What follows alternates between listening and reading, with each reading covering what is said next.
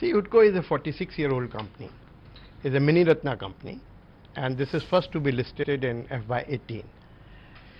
This is in line with the announcement in the budget that we will be listing large-size profit-making CPSEs.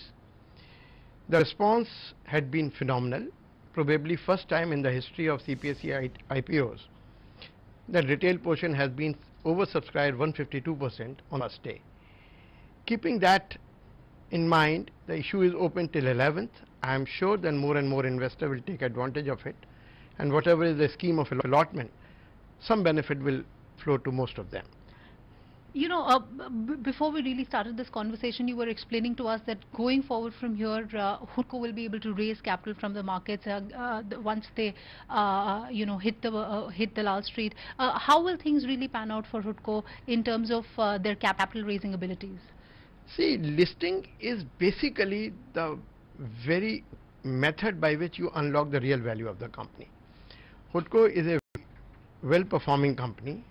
There is almost no NPAs in their account. Their leverage is as low as to 1:3, and they can leverage it up to 1:16. So without getting listed, they really cannot approach the capital market that efficiently. So this is really what is important. It unlocks their ability to raise capital from the markets, and the market raising may be even cheaper. So now when the affordable housing and urban infrastructure, which is one of the highest priority of this government and has been supported by various schemes of the government, they will be needing a lot of application for financing, and to really exploit maximum potential they have the business, listing will provide them access to the market. So that is where the advantage is. Listing should not be confused as if it is a step of divestment for government. It is not divestment, it is professionalization of a company.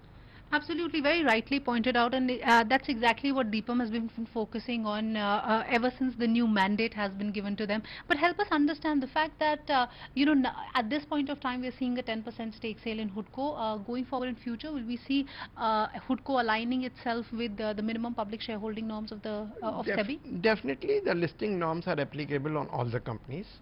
In the next 3 years' time, we have to conform to 25% public shareholding norm. So over next 3 years, definitely further rounds of divestment in the due course. Will the government keep on eyeing the market not only for HUDCO but for other companies as well? Divestment is a very continuous type of process, and we have to keep in mind whatever is the right time, whichever is the right time to divest with share. We have a pipeline ready, and we keep divesting, so there is no timeline for any of the divestments. Which are the other IPOs that the government is looking at, and how soon in terms of, and I know you'll not be sharing the timeline with me, but how soon can we expect these IPOs hitting the market, sir? See, in the budget itself it was announced that we will be making a time-bound effort for preparation for listing of the CPSEs. And to that extent, we will be doing our homework, we will be ready, and we have already started nearly a dozen companies which are getting prepared to be listed on the stock exchange.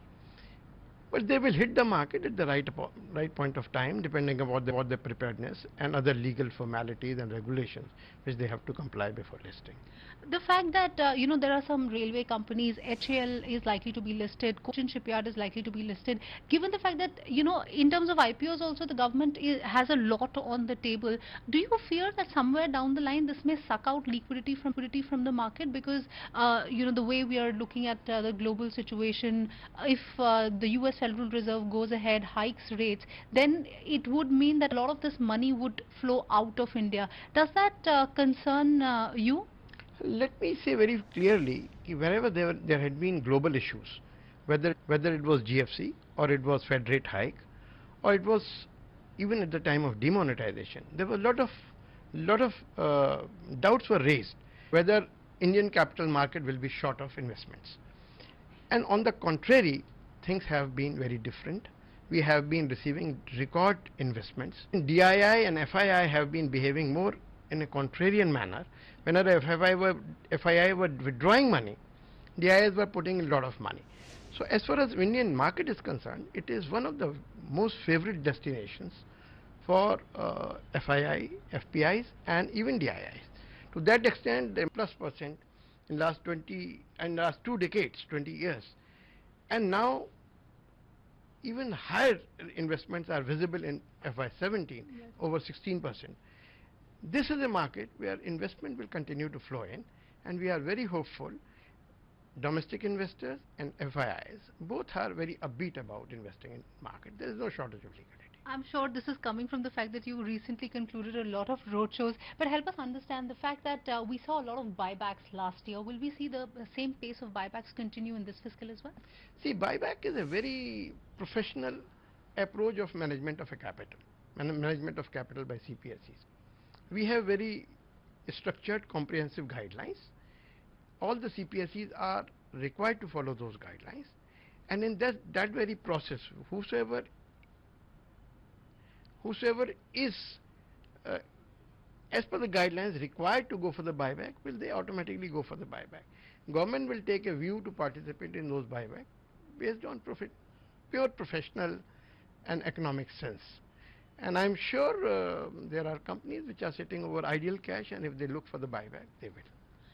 The fact that the cabinet recently gave an approval for ITDC, 3 hotels, will be shelved. The government will exit their stake, and the center will exit their stake, and the states will take over these hotels. Will more ITDC hotels be put on the block? Could you share anything? I think this is a question which you should ask the Ministry of Tourism.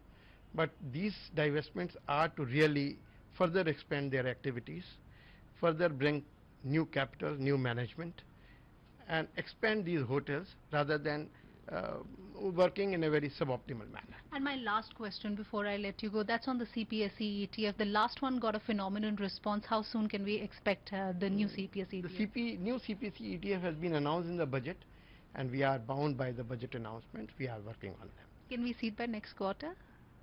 You can hope so.